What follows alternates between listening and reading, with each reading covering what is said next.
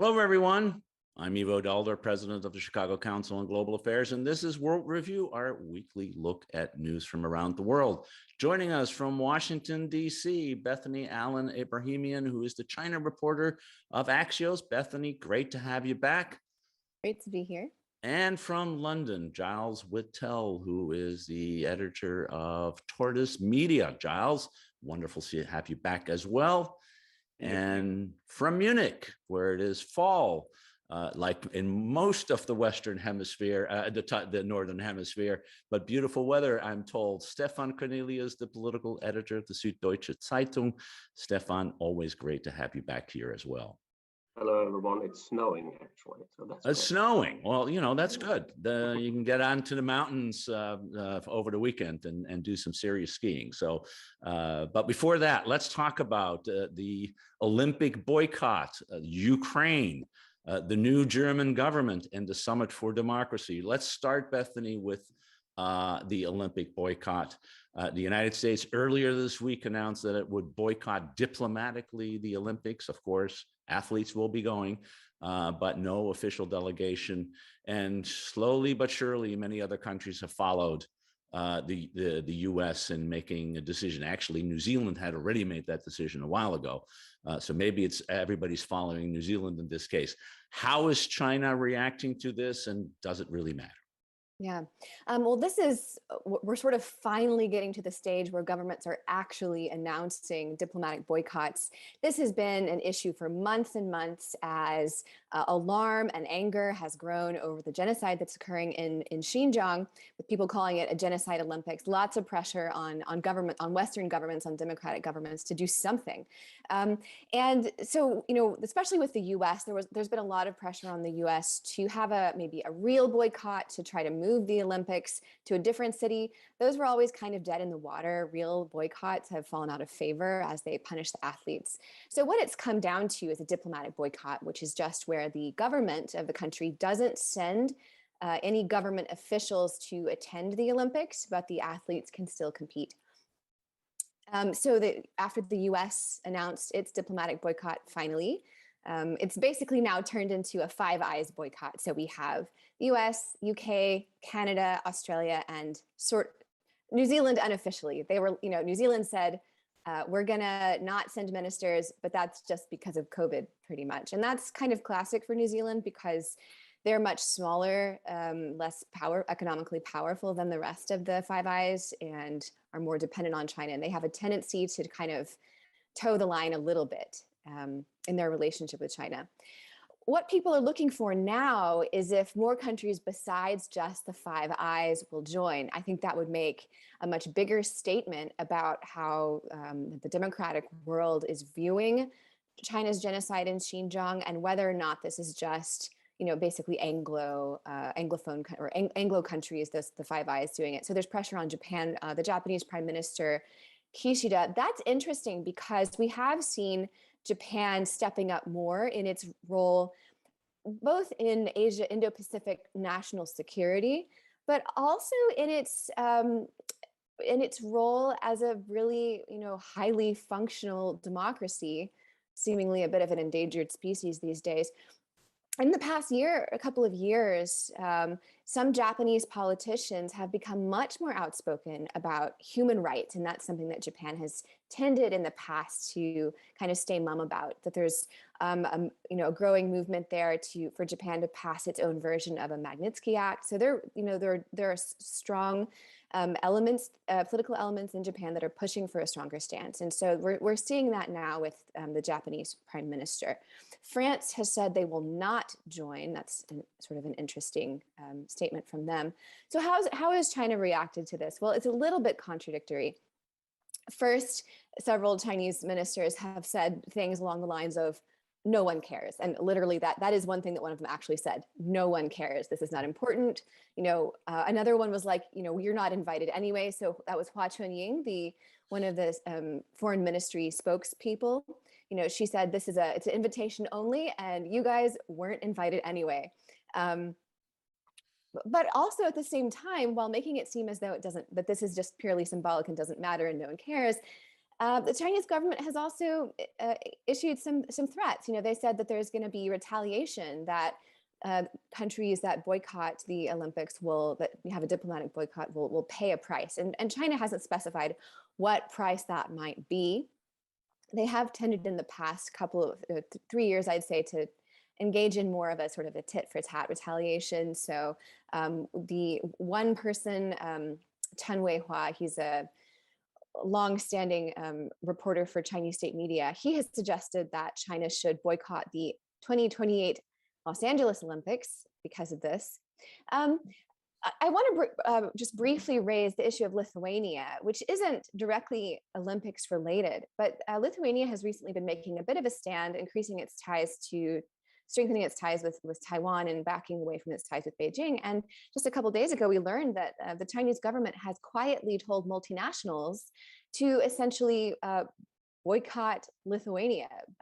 So multinationals are being pressured to cut ties with Lithuanian companies and trade with Lithuania. And there was a French company, I believe, that, I'm going to get that wrong, but there was a Western company that has chosen to not supply from Lithuania because they're concerned that they'll lose out in the Chinese market. So I raise that as an example of a kind of sort of retaliatory sanctions or boycott that China is increasingly willing to levy, even on Western countries. Yeah, I know. Indeed, they've used that economic muscle before, but of course with Australia and Norway, and now Lithuania as well, and that may be one way to retaliate. Though it's kind of strange to retaliate for a decision when you weren't invited to come in the first place. But that's the contradiction that we have. Stefan, the new government came into power 2 days after. In Germany, came into power 2 days after Biden's announcement. This, among many others, is one of the things that is on the plate. What's the discussion in Germany and indeed in Europe writ large on the question of how to express displeasure, if only that, on what's happening on human rights in China in relation to the Olympics? Right. The European reaction is quite reluctant, to say the least. First, I think there wasn't that much consultation with the Americans before, so we can't talk about a coordinated effort. It's a very symbolic gesture, and you wonder what you want to achieve with it, rather than simply showing your displeasure with affairs in China. Third, it had no practical consequences because nobody would have traveled anyway, since the Chinese have sealed off the country, and it's pretty tough to get to the Olympics anyway. But then again, it's a political gesture, and you have to relate to it. The new government in Germany was taken by surprise with most things foreign politics anyway, because they have focused so much on domestic issues and reform issues domestically that now all of a sudden they're confronted with this huge tsunami of decisions which are coming up. And today is actually the day where the new chancellor, Olaf Scholz, the name we have to get used to now, was traveling to Paris, and as we speak right now, he is in Brussels doing the rounds there, trying to consult on this. Since the French have already decided not to align with this boycott, I'm not sure where the German side will end up, and I guess it'll be the French side. And my educated guess is it has a lot to do with AUKUS. It's a kind of payback time for not being consulted on the submarine deal and on that vast swing Australia was doing with American help a couple of weeks ago. So Scholz probably wants to consolidate his immediate neighborhood first and try to sort of find solid relations with the French president, who is actually in the run-up of his elections, and the French presidency of the European Union. So all in all, it's an awkward situation for the new government. Internally, they are split. And you do have the Greens now in the Foreign Office, Annalena Baerbock, who's the new foreign minister. She's a very moralistically driven foreign politician, and she definitely wants to boycott the games. But I'm not sure whether she can get her chancellor to do that. And so we do have the first conflict on foreign policy within 48 hours. Fascinating. And this idea, Stefan, Giles, that Stefan mentioned about a retaliation for AUKUS is kind of interesting because as Bethany said, it looked like this is a five-eye boycott. Of course, with the UK very much part of the boycott. as well as Australia and the United States and Canada and New Zealand, as Bethany underscored. That okay?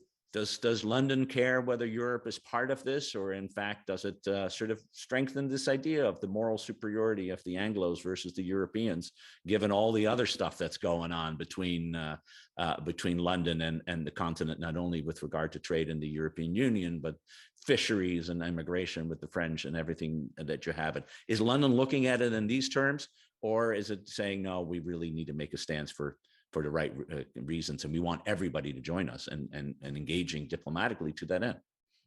I've seen very little sign of UK diplomatic activity trying to get other European governments on board with the boycott. And I think what you imply is absolutely correct, that the government that we have, Johnson's government and his backbenchers, to include past Conservative foreign secretaries, are quite happy to have this an AUKUS/Five Eyes / Commonwealth plus America boycott, if you will. And certainly the French non-participation as a payback for AUKUS seems to me a much more persuasive argument than the other one that I'd heard, which is simply procedural, which is that Paris is going to host the next Summer Games and they want to have a cordial handover of the torch, etc. I think that is persuasive. Personally, I'm uncomfortable that the boycott isn't broader, that it should be just the sort of residue of British Empire plus the United States. Many years ago, when I was an editorial writer for the Times, I argued in vain that we should run an editorial arguing for a full boycott of the summer Beijing Olympics on the basis that you don't have much leverage with this particular country, and so when you get it, you should use it. The arguments for engagement won over then, but my suggestion is it hasn't got us very far in the decade and a bit since. Fascinating how this is immediately seen not as about China and the human rights situation there, although that is the subtext, but the internal geopolitics between those on the continent and those not on the continent in the transatlantic relationship and even in the global relationship. That's a fascinating turn of events. Stefan. If I can add a point, Ivo, on this, because it's indeed very fascinating how this affects Europe and sort of the new landscape we do have here post-Brexit. I mean, this is the last in a row of incidents where we do see a very distinct split now between the UK and the continental European powers, which haven't been really engaged in trying to sort out things and have their own quarrels on the Northern Ireland Protocol and other things. But and I guess we'll touch that issue now coming up. Anyway, Ukraine, the continental European countries were deeply irritated about the British signals towards Ukraine, where they were willing to send combat forces in case of a Russian invasion. The British government pledging the Polish government to send construction forces to build a fence at the border to Belarus. So you do have all those incidents where you find that the Anglosphere is gearing up in a different kind of language and action towards the European Union's politics. And on the long run, this is basically playing the Chinese hands. This is what they want, getting us divided, and it's working. Well, on that, sort of switching over, since Stefan, you already raised it to Giles, to Ukraine, because of course the fundamental purpose, not only of the Chinese but of the Russians, is to find ways to split Europe from the United States, Europeans among each other. Ukraine is a big issue. This week, Presidents Putin and Biden had a video conference for a couple of hours in which they, at least the Biden administration, was trying to do two things. On the one hand, signal seriousness that the massed forces that seem to be arrayed on the border not be used to invade Ukraine and the consequences thereof. But on the other hand, also opening a door to perhaps a different, more diplomatic way out of the crisis. Giles, how was this conversation seen not only in London, where I think Stefan already underscored that London is very hard and pretty tough on this issue, but also in the rest of Europe. How was it? How did it play out? Well, I mean, I think the it's really interesting to hear Stefan's an analysis of how it has succeeded, apart from anything else, in splitting what used to be an EU bloc and is now, as he says, divided between the EU and the Anglosphere. Let's not forget how serious the basics are, the facts on the ground. 175,000 troops in all. We gather that the estimates between 70 and 90 are actually there, right positioned on the eastern border of Ukraine. Support vehicles, tanks, artillery, field hospitals. Putin has asked from his generals for military options. They've provided them. They include material for a full-on invasion, which, as you know, it was the Washington Post that went with the story first last week. The Pentagon believes it's a completely plausible scenario that there will be a full invasion of eastern Ukraine as early as February. So the proximate cause for this call on Tuesday was a security emergency. Longer term, Putin's abiding view that Ukraine should remain part of a Russian sphere of influence, and his fear possibly of it becoming a fully functioning democracy in control of its own territory. He's arranged that that's not the case by keeping the civil war going in the East for 8 years now. His periodic need for domestic approval, we can't forget that amazing scene in the Kremlin in 2014 on the occasion that he welcomed the Crimea back to Russia as a new province. His approval ratings were never higher. And of course, there is a shred of truth to his, but only a shred of truth to his claim that NATO is on maneuvers, as it were, in that Ukraine, all other things being equal, would like to be a NATO member, but it's not, and it's not headed that way. I mean, the readouts from the call were strikingly different. Both sides claiming to be satisfied with how it went, but as trailed, the American side said that they had made it crystal clear, I think was Jake Sullivan's, the National Security Advisor's summary of Biden's exposition of where the US stood in all scenarios. But they include, and we were told before, and it appears afterwards, the use of economic measures that had not been used before, didn't specify SWIFT, cutting Russia out of the international banking system, but it's assumed that's one of them. Didn't apparently specify Nord Stream 2. That was heavily implied in the American readout, but Ushakov, one of Putin's spokespeople afterwards, said that it wasn't actually mentioned specifically in the 2-hour conversation. Nonetheless, the implied threat is that Russia will not be able to ship gas through its new pipeline. And Stefan, clearly, whether or not Germany goes along with that kind of a sanction strategy is, I don't know whether Germany has made that clear or not. But I mean, I come back finally to the seriousness of the situation. You've got commentators over here warning, just as Freddie Forsyth, the thriller writer, did in 1979, that you can see World War III starting in Ukraine. Equally, Putin has upped the ante. Question to which I do not know the answer: if he marches his troops up the hill, as it were, like the Grand Old Duke of York, will he withdraw them back into the bowels, into the hinterland, without some kind of clear, measurable benefit exacted from the other side? I don't know, but I think that the best sense spoken, and another important thing to remember, is by Michael McFaul, who was the US ambassador in Moscow when I was there. This whole crisis has been invented by Putin. He would like it to be perceived otherwise, but he's created it single-handedly. No doubt about that. And the way I've always said it, the problem Putin doesn't have a problem in NATO. He has a problem with Ukrainian independence.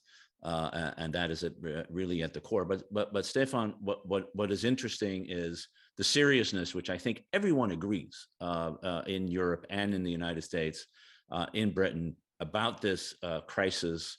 I think most, if not all, allies have bought into the intelligence that is being shared by the United States, in particular, on the nature of the threat. One would have presumed that this was one of those times when everyone would be on the same page with regard to the policy. And yet, in the immediate aftermath of the conversation that Putin and Biden had, voices in Europe have risen about disquiet, about deals that may be had over their heads, in a second Yalta or a third Yalta. How many Yaltas have we had? And sort of the threat seems to have been lost a little bit. Why is that the case? Why isn't this the point at which, really last week, one saw Europe and the United States coming together, and now we have this division?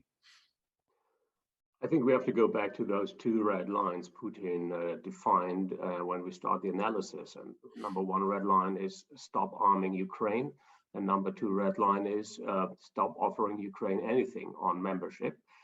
Do even withdraw from NATO action, membership action plans, or any kind of closeness to NATO. So get out of my hinterland and get out of my sphere of influence.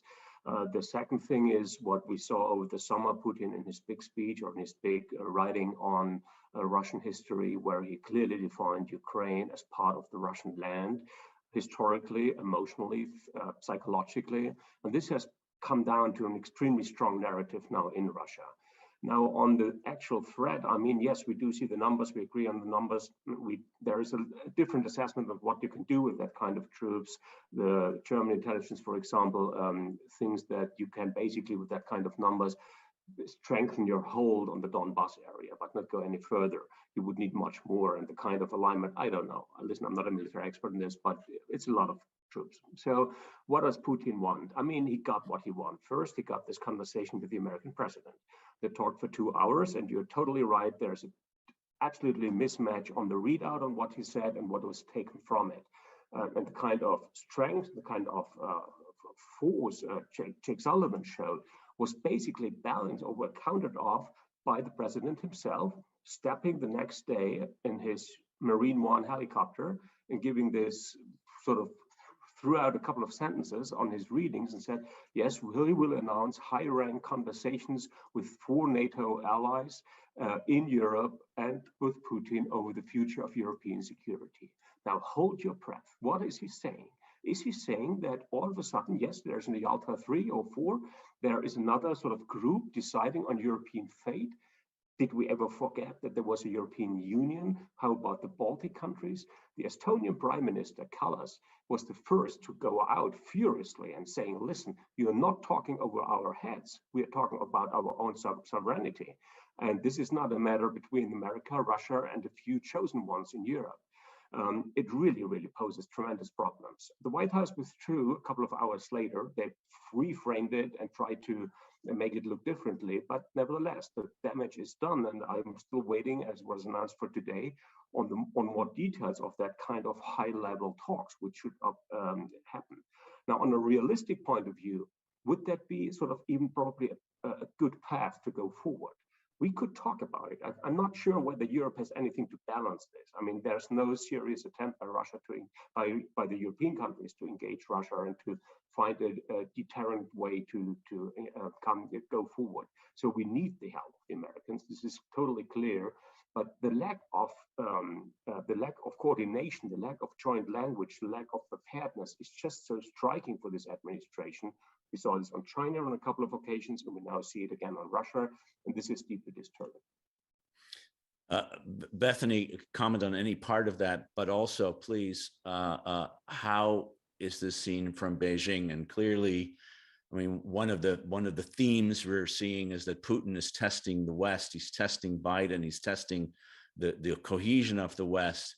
China must be paying attention. They have some issues they'd like to settle. and weakness on the West side might lead to different policies than unity and strength. Oh, Beijing is totally delighted by this, mostly because it's so distracting. You know, the EU is just totally distracted. NATO is just totally, this so focused on this. It's really hard to get, your leading European countries to really care about China when, Russia is like literally threatening to invade. And so that, from Beijing's perspective, that's the best thing that could happen. It reminds me a little bit of, I would say, a much less severe version of 9/11. There's sort of a urban legend, I guess, that, leaders in Beijing, when they saw the news, they broke out their, of 9/11, they broke out their champagne because they were like, great, another 10 years to expand without the US caring or noticing. And that's pretty much what happened. And I would say we are seeing the EU slowly and NATO slowly realizing that actually China might be a concern for them. But I think that is very, very much slowed down by, the fact that Europe's eyebrows are on fire. And when your eyebrows are on fire, you can't really pay attention to the house being on fire. Russia is not the house being on fire. China is. But I'm really sympathetic to the fact that, you have to deal with, like, when there's literally a buildup of troops on the border, what can you do?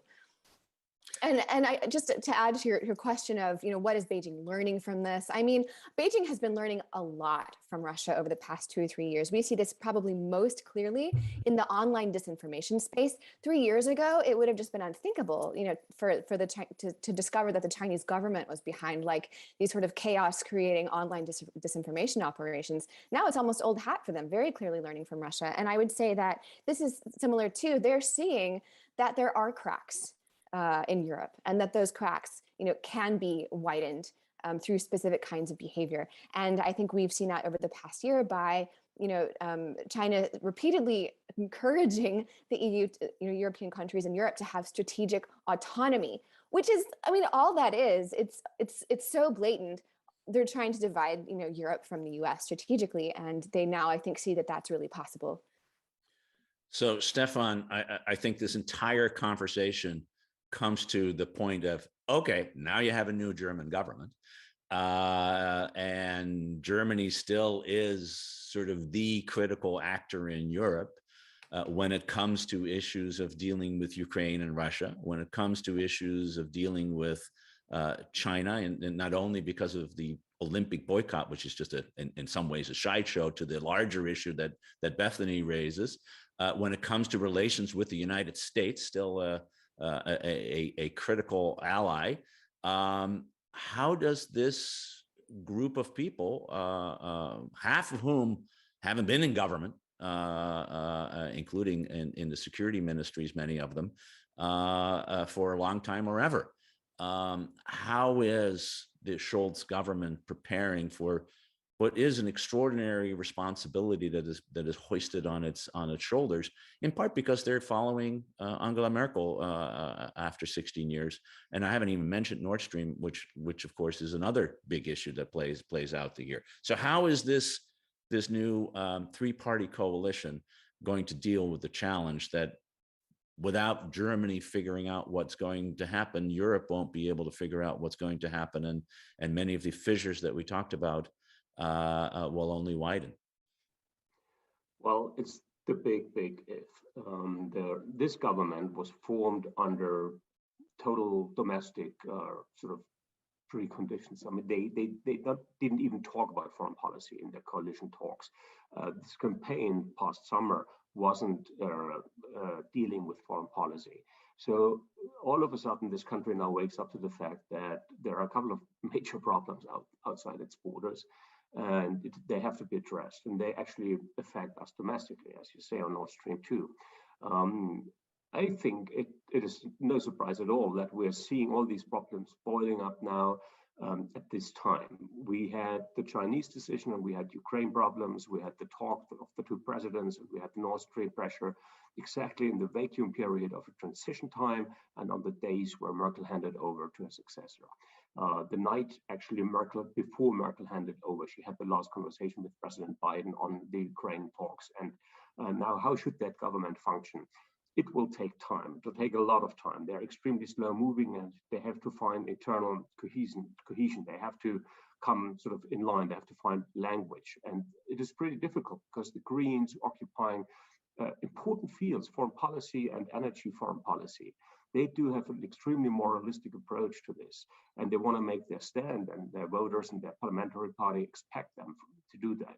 Scholz, however, is much more obliged by his own party, which is still in the shadows of Gerhard Schröder, totally committed to Nord Stream 2, and in line with very many of those voters here in Germany who are having great sympathies for what Russia does, or let's say at least some understanding for why Putin seems to react so aggressive, because he feels threatened and whatever, under pressure from NATO.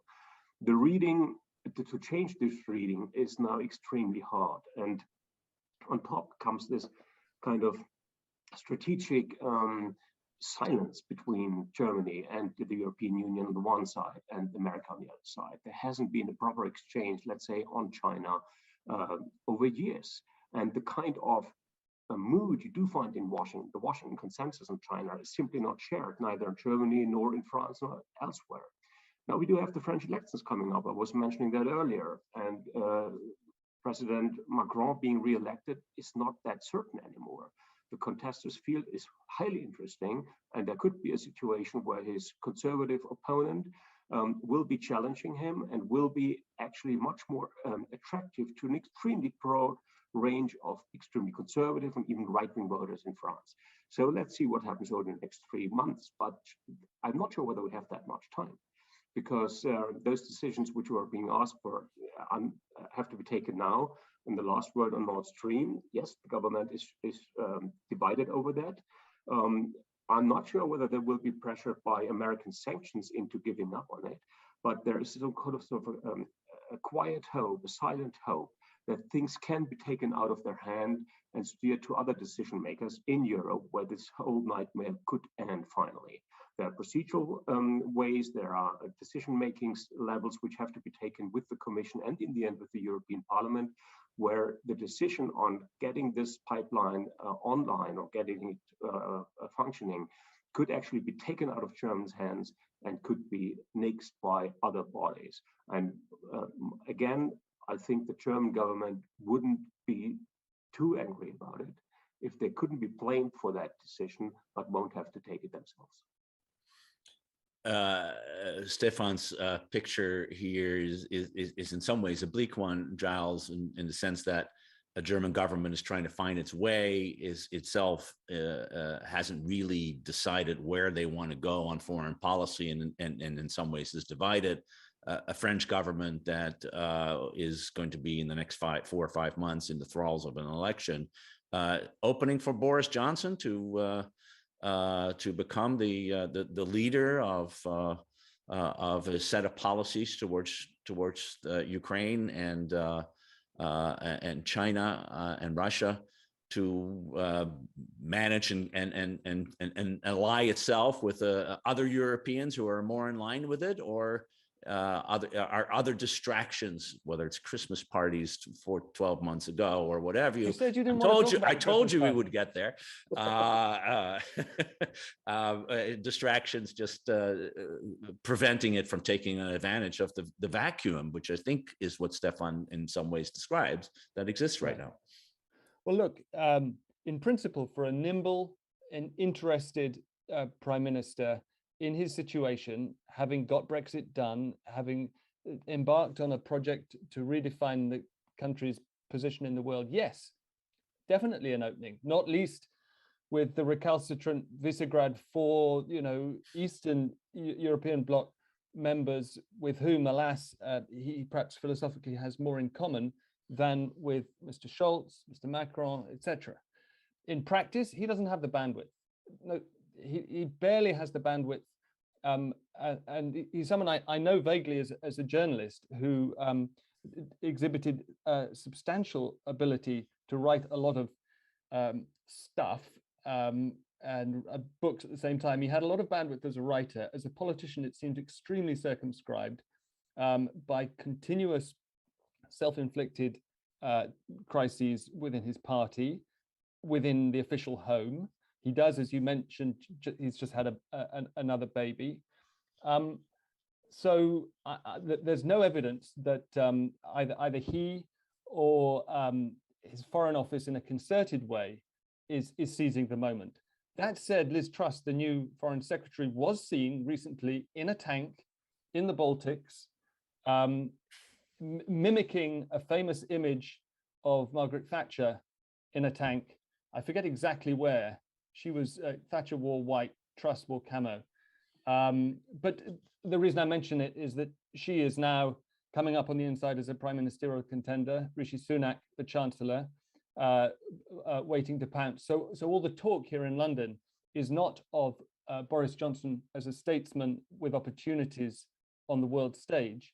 It's of Boris Johnson as a prime minister who has lost his Heineken ability to reach the part that other beers cannot reach, and is fighting for his political life.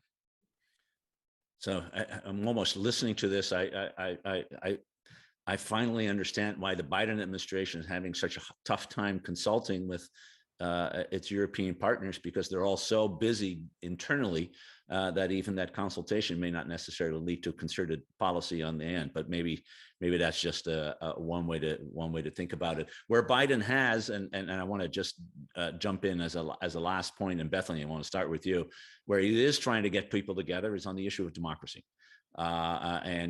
Democracy is ultimately the one thing that really does unite the United States with its allies in Europe and in Asia and other places around the world.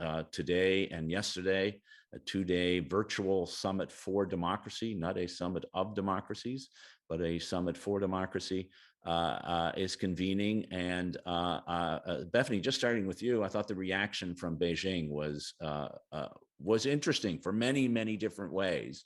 They chose not to ignore it, but actually to engage directly on the issue of whether they should be part of it and what a democracy is. Just a fascinating back and forth in the last few weeks.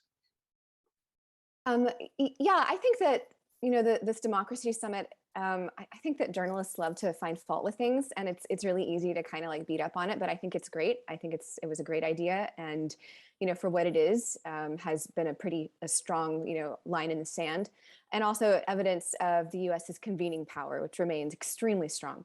And I think we see from China's reaction how incensed they are about it, and how they feel threatened by it because of their reaction, because of their very intense reaction. And I would say that that's because China really wants to see themselves as leading ideologically, and they want to see themselves as the main convener. And this is also sort of it's very face-giving for the US to be able to convene so many countries.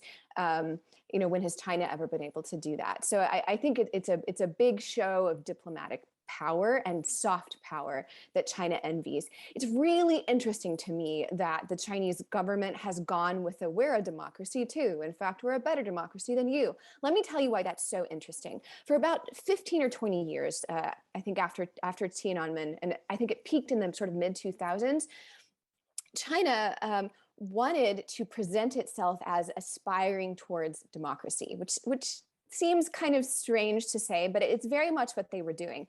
In countless conversations, Chinese government officials would say this to U.S. officials. State media would say it. Professors would say it. So many people would say it. Oh, we're working towards it. We're getting there. I see that you're criticizing us. We're not perfect. We're aspiring. See, look, we're making this progress here, there, and the other. We actually want what you have. We're just not there yet. That was sort of a whole take for about 15 years. And what Xi Jinping did was stop that. He stopped saying, oh, we actually do want what you have. And increasingly, and with growing confidence and vigor, he has said, don't you want what we have? And so that's why it's so interesting for me to see, after I would say about 7 or 8 years of downplaying the China could be a democracy too, or like we have some democracy, look at our village level democracy. That has basically died from Chinese government rhetoric in the past few years. Really weird for me to see it reassert itself in this way, in such an obvious way, that talking about Chinese style democracy. I mean, there is a whole political science field of what is a consultative democracy. Has China had, what is inter-party democracy, blah, blah, blah. I would say that the reason I can't say if this is, was this a stupid thing for Beijing to do, or was it a clever thing for them to do? I'm leaning towards slightly stupid, but I'm not totally sure. I think what it does say though is this is sort of a different strain of what we used to hear in the mid 2000s when China would say, look at our village level democracy, we're a democracy too. This is more like our system is actually better. What we have redefined democracy, ours is better, and pointing out our actual very obvious flaws as sort of a different take on China leading the world. I don't think it's going to stick because nobody actually believes that. Oh, the other thing I want to mention, though, is that China, especially under Xi Jinping, has really, really gone far in actively criticizing and making democracy look bad, and in creating this dichotomy, this binary of autocracy or a strong central development model versus democracy is chaotic. And China repeatedly, strong rhetoric for about 10 years has been that democracy creates chaos, which is, I think, one of the reasons that they've gone with that sort of line of rhetoric. And it's one of the reasons that they have stopped saying, oh, we're a democracy too. So that's why I think this was sort of a little bit more like trolling, because it is in that the messaging of democracy creates chaos is genuinely believed. It's been extremely successful messaging in China. You talk to any Chinese people, they'll suggest that might be the case. So I don't think this is going to be something that we're not going to be seeing the ideological platform here for the next 5 years of China saying we're the real democracy. So Stefan, I think Bethany raises it in one form. The other is sort of the discussion that has been had in Washington and indeed around the world around this summit is, on the one hand, democracy is what distinguishes that group of countries from those who are not democracies. And on the other hand, can't help that when you see the pictures we saw on Wednesday of Chancellor Merkel leaving and Olaf Scholz coming in, that in the democracies, one of the keys of it is that the losers leave office, and they do so without any issue. And of course, the events in the United States back in January and continuing on are so very different. That is the very fragility of democracy also being on display. How in Europe is this being looked at? Is it being seen as a competition with autocracy, or is it about the fragility of democracy in and of itself? They're not mutually exclusive, of course. Democracies do need some self-assurance in these days. We do need to remind ourselves what democracy is about, and that it's not easily obtained. It's about choice, it's about free vote, it's about free speech, it's about leaving office. As you say, we do need to remind our people that power is not sort of a given thing for eternity. And these are all characteristics we do not see in authoritarian countries, China or Russia or other places. And Joe Biden's Summit of the Democracies did not invite specifically the Hungarian Prime Minister, Viktor Orban, who runs the semi-autocratic government now for so many years, and where you almost don't have a choice anymore, where free media is suppressed, and where a couple of other features of an open democracy cannot be seen. So yes, we do have to self-assure ourselves about what this is all about, and you should be aware that you simply can't hijack vocabulary or definitions and turn them in your favor. Vladimir Putin is talking about a genocide in the east of Ukraine, a genocide. This is just flipping perceptions, and I'm wondering how long it does take for us to find language. And my assumption is, now also with my sense for the new government here in Germany, we come into times where this kind of wobbly attitude, which actually Angela Merkel often displayed, not really being tough on opponents, not being outspoken. This is running out of time. This is over. And it looks like there needs to be some more self-assertiveness and some self-assurance and more assertiveness versus opponents.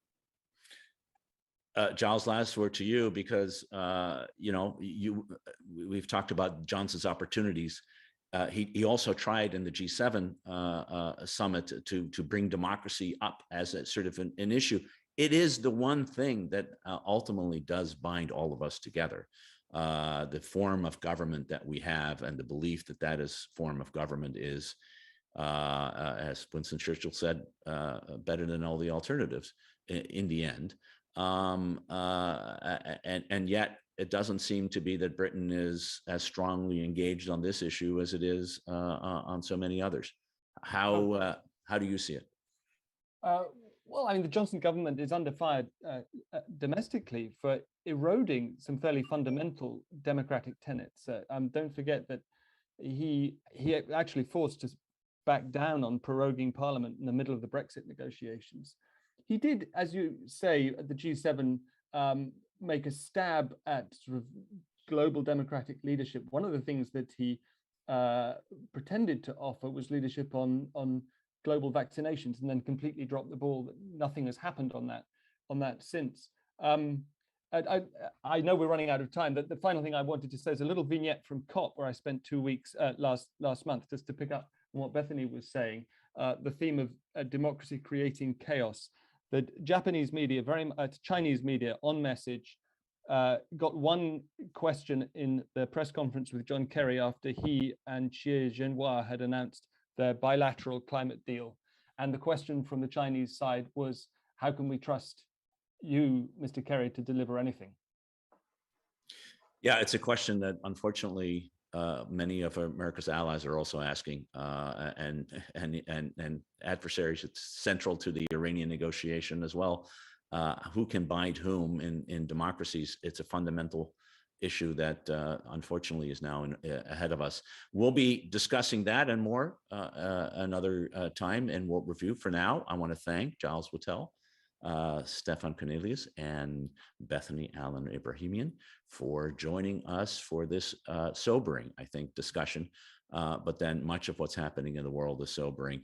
Hopefully we'll all have a good weekend. I want to thank everybody for tuning in. Do so again next week for another edition of World Review. And until then, bye-bye.